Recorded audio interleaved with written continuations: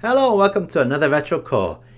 Sticking with the arcade theme of previous shows, we're going to be taking a look at some arcade games that are in 3D but don't use polygons. That's right, a lot of games that really wowed me back in the 80s and even in the 90s use sprites to make 3D effects. Now you might be thinking, how can you make a 3D game with sprites? Well, sit back and enjoy the great games which are coming up right now.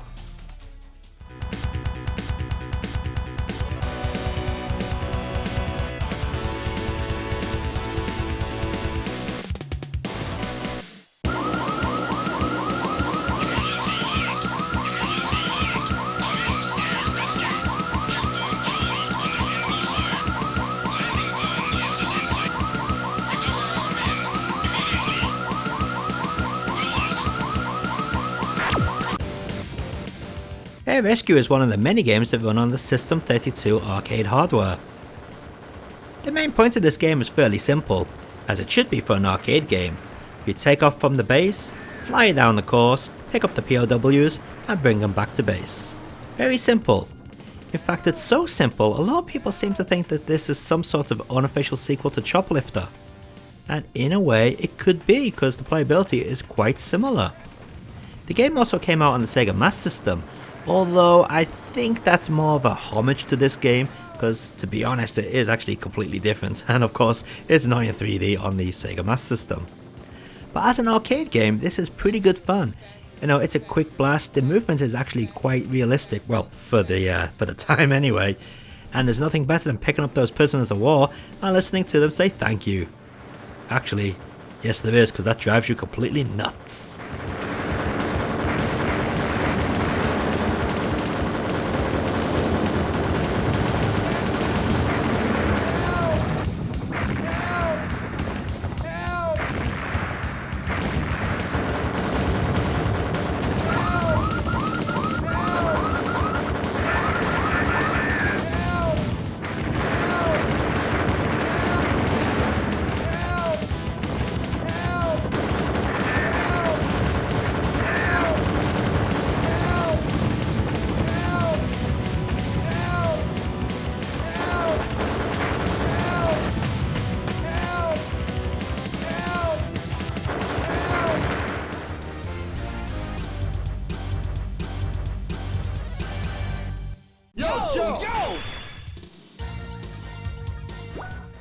Back in the 90s, there was one video game company that used to pick up all the American anime licenses, or cartoon licenses I should say. That company was Konami. They did a really good job with the likes of The Simpsons, Teenage Mutant Ninja Turtles, and even Bucky O'Hare. But how did they do with G.I. Joe? Because instead of going with the standard side-scrolling beat-em-up, they went with a third-person on-rail shooter. Well, I'm happy to say that this game did turn out to be really good. In fact, I'm quite surprised at how good it is. So you take control of one of the G.I. Joe operatives, either Duke, Snake Eyes, Scarlet, or Roadblock.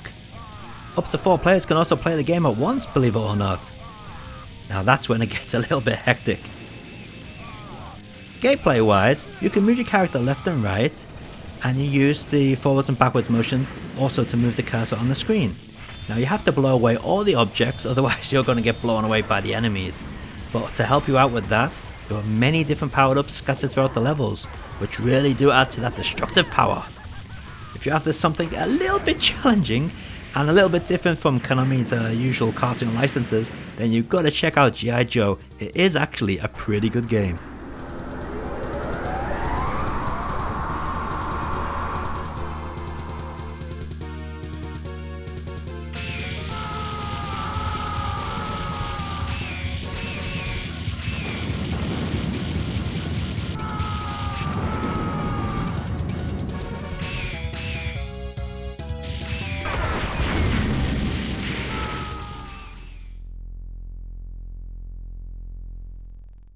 Ambush is certainly the oldest game on this video, and it comes from the most obscure company too, Tech3. Now I'm not sure if this company is Spanish or Italian, but I do know that they only made a handful of games. Probably the most famous one being Crazy Rally. Yeah, I know you probably never even heard of that either. But needless to say, they did make some interesting, design choices in their games. Let's take Ambush for instance. It's actually a really basic game, but for some reason it's addictive. You start off by trying to take off your spaceship, which is easier said than done. Then you go into space, kill a couple of aliens, avoid some meteorites, and then come back down to the planet where you took off from. The problem is, landing the craft is even harder than taking off. It's a very simple concept, but for some reason this game is actually quite addictive.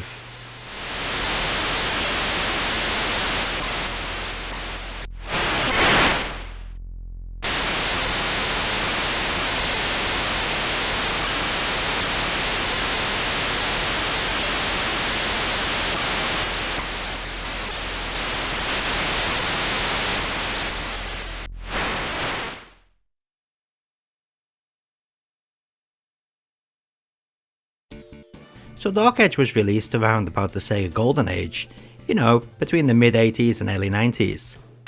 And around about the time this was released, which was 1992 it was developed, Sega was sort of experimenting with different type of gaming experiences. One of them was Holosseum, which was a holographic 2D beat 'em up, and to be honest it was rubbish, but it did look pretty impressive. The other experimental game was this, Dark Edge.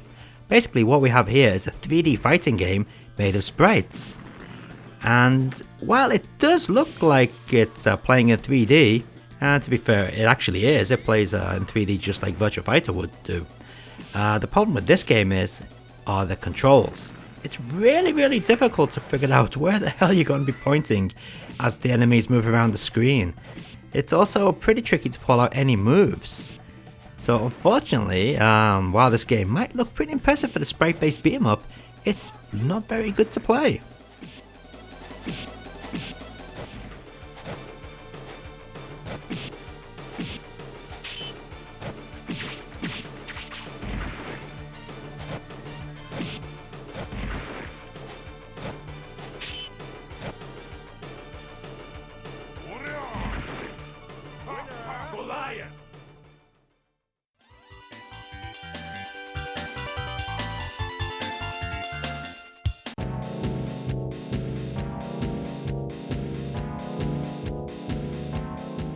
Sega had many arcade boards which were capable of sprite manipulation.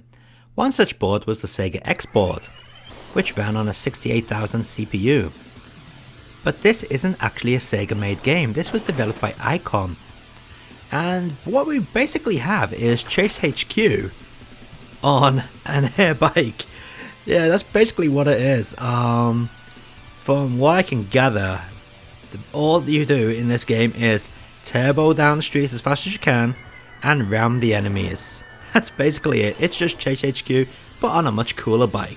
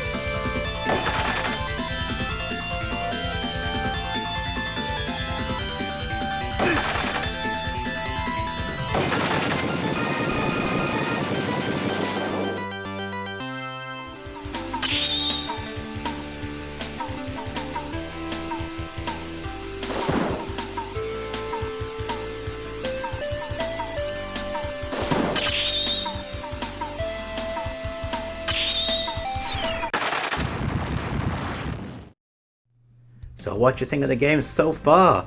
There's been quite a few good games there which could show a good 3D effect without using polygons. Actually, come to think of it, the first game we featured, Air Rescue, sort of reminds me of Core Design's Thunderhawk. or was it called something else in the Western market? But anyway, I know under the name Thunderhawk. You know, that helicopter, shoot 'em up.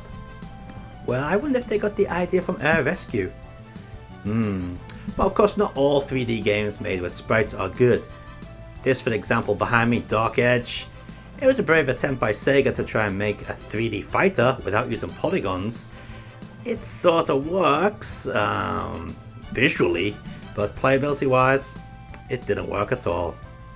Never mind, let's take a look at some more excellent and maybe not so excellent games which are meant to be 3D, made from sprites.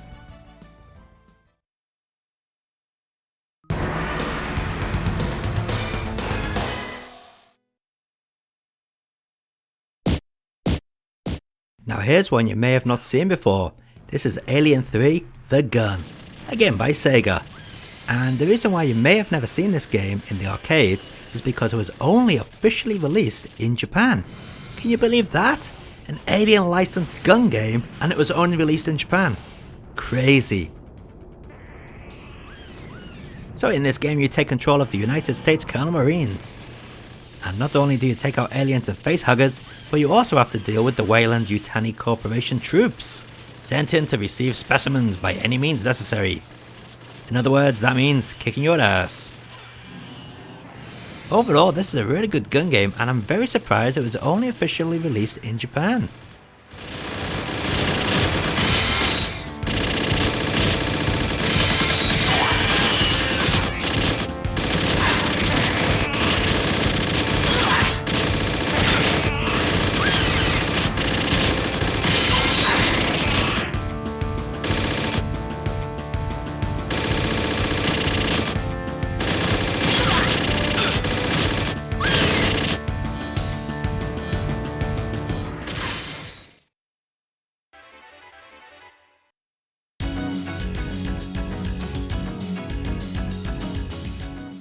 Released at the end of the 1980s, this is Burning Force from Namco, a game which actually did get ported to the Sega Mega Drive and reasonably done as well.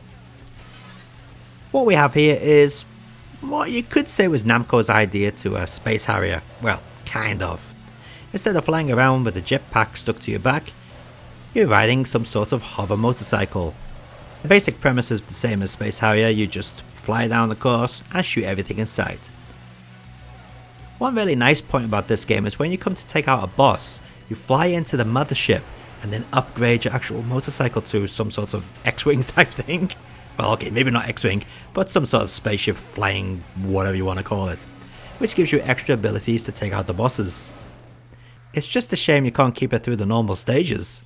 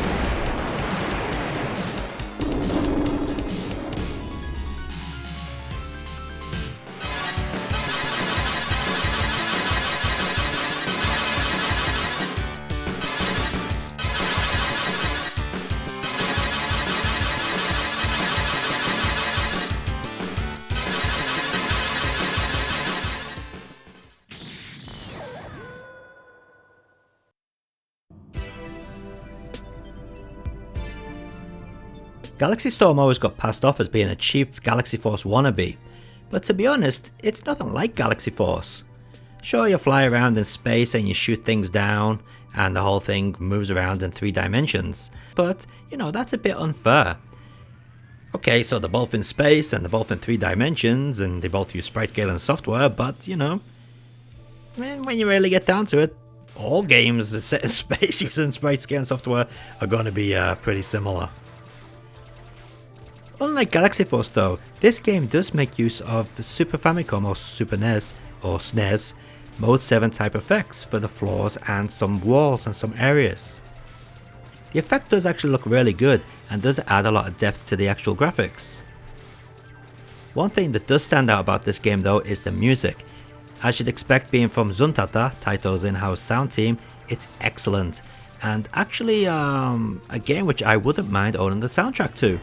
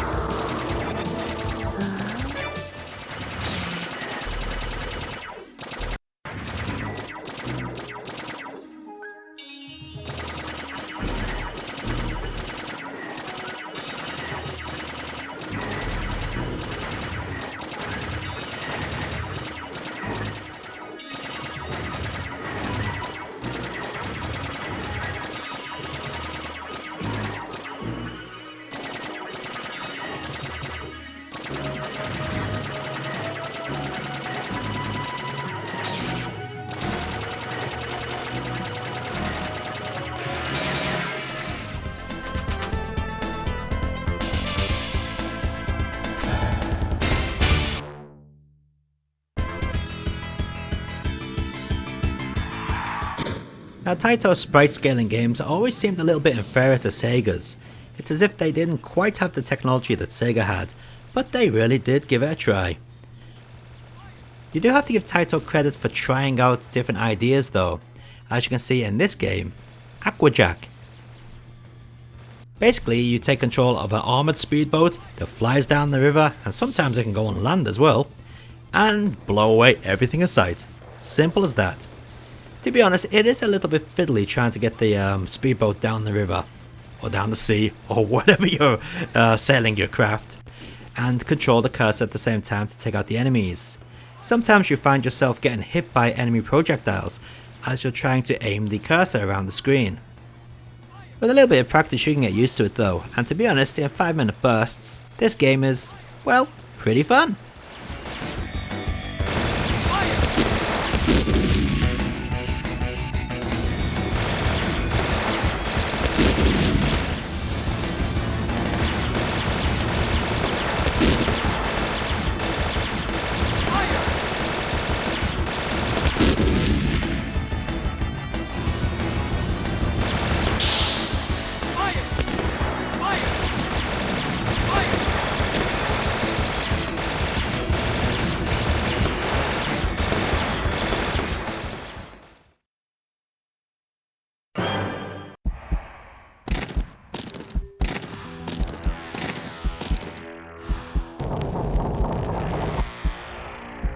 This is it!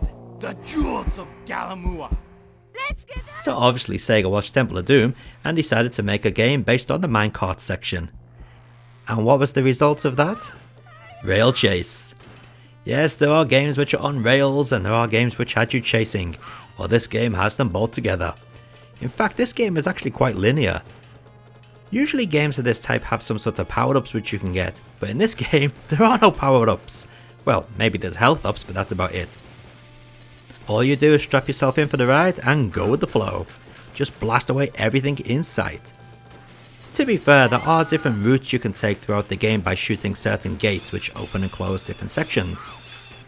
But in reality, it's pretty much going to be the same no matter which route you take. Either you're going to get a load of power-ups, or you're going to get a load of death. But as an arcade game, it was good fun. And I do believe that Sega actually made this into one of their simulation rollercoaster type games. Now that would have been something to try out. Hey, hey, hey!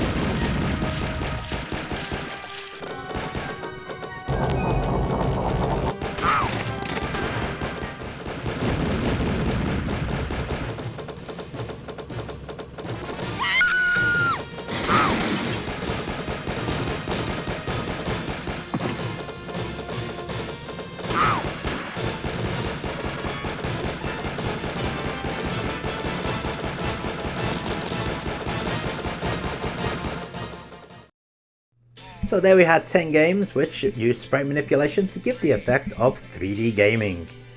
Now a lot of the older viewers of this show are probably thinking, wow, that is a trip down memory lane, that's some proper nostalgia that is. While a lot of the newer viewers of this show are probably thinking, actually, yeah, not bad. Well, at least I hope you think those games were not bad. So they're the type of games we used to play back in the 80s and the 90s down the arcade, way before the days of polygon gaming.